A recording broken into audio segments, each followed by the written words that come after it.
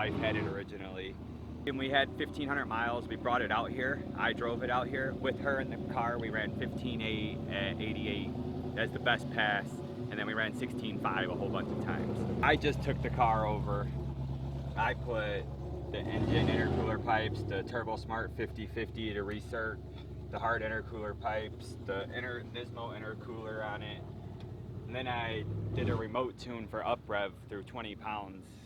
And I basically stock turbo, everything, all controlled through this boost solenoid right here. I don't even have to control the boost, it makes me stay at 20 pounds of boost now.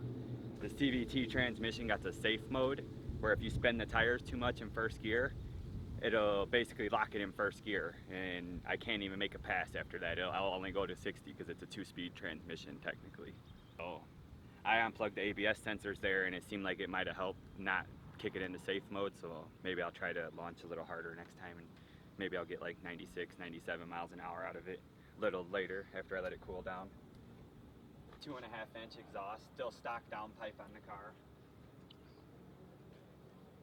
Other than that, it's all stock. Nothing done to the motor. Internals, nothing like that in the intake manifold. It's got a muffler, it's got a resonator. It's got a cat on the front still, and I just ran 14.8 with the cat. Most people run them without the cat. It's on the 6-speed version. They can run like 13.6 at like 100 miles an hour. But if I took the cat off of here, I have to take the whole like turbo off because I have a drive shaft.